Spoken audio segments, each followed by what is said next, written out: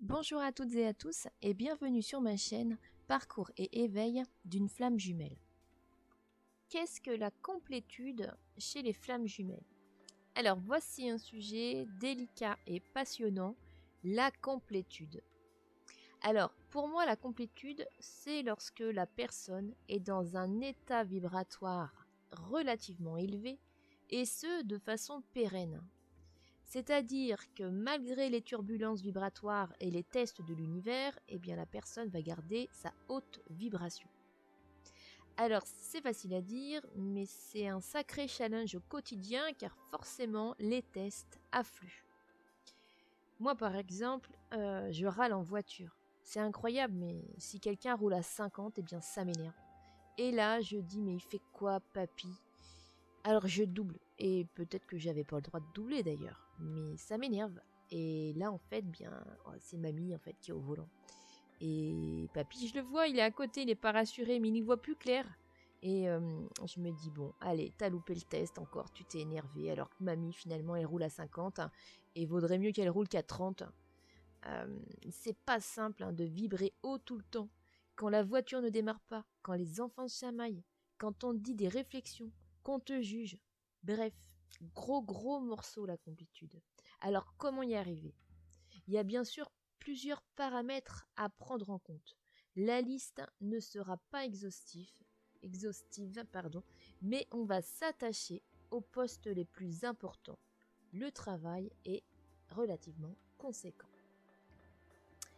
Alors je dirais qu'en 1, eh bien, il est nécessaire de travailler son niveau énergétique. Notre énergie doit être de haut niveau. Et à ce sujet, je vais réaliser un podcast parce que c'est un sacré poste, le niveau énergétique. Et le podcast vous permettra d'auto-analyser votre état énergétique. Ce niveau énergétique est primordial pour maintenir des vibrations élevées. Numéro 2, c'est le travail de guérison des blessures d'enfance. C'est aussi un sacré morceau car ces blessures nous polluent au quotidien. Nous subissons des émotions réactionnelles. Il est donc nécessaire de travailler ces blessures en profondeur via la méditation dans un premier temps, mais ensuite, grâce à l'hypnose, qui est particulièrement efficace, essayez d'être autonome et de vous responsabiliser. Même dans le cas où vous allez voir un thérapeute qui peut vous accompagner dans ce travail de blessure, il reste nécessaire de vous responsabiliser et d'acquérir en fait un certain nombre d'outils pour travailler vous-même à votre rythme et en profondeur.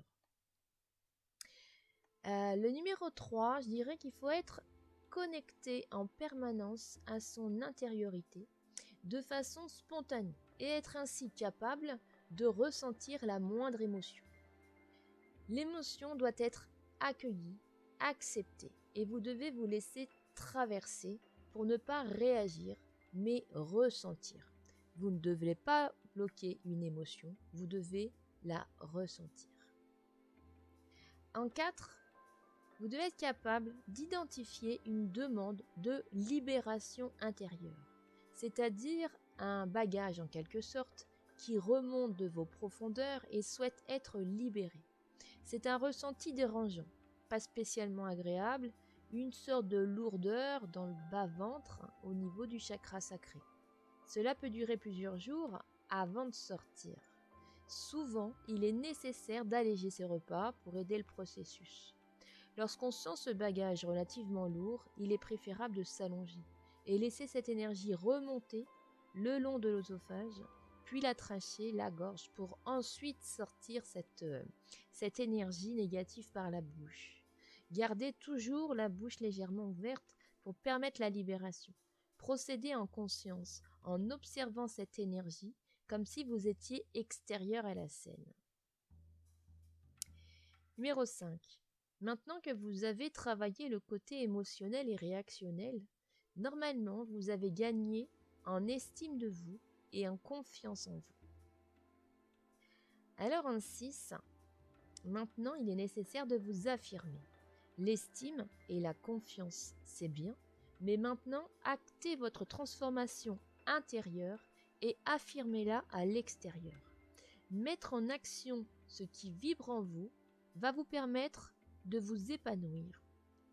Et cette force va prendre une place importante en vous, ce qui fait que vous ne pourrez plus être bousculé par le vent, ni la tempête, ni une tornade. À l'heure en 7, désormais vous êtes prêt ou prête. Vous êtes autonome. Vous avez déconstruit votre vie. Vous avez retrouvé votre chemin individuel. Vous êtes pleinement heureux avec vous-même. Vous êtes fier de vous et de votre parcours. Vous êtes épanoui. Vous êtes un roc. Heureux car personne ne peut entraver votre bonheur. Votre flamme rayonne d'une douce et puissante lumière. Cet état est pérenne. Eh bien, félicitations. Vous êtes en complétude. Si mon contenu résonne avec vous et vous aide dans votre processus de transformation individuelle, n'hésitez pas à le liker et à le partager. Je vous remercie et je vous dis à bientôt.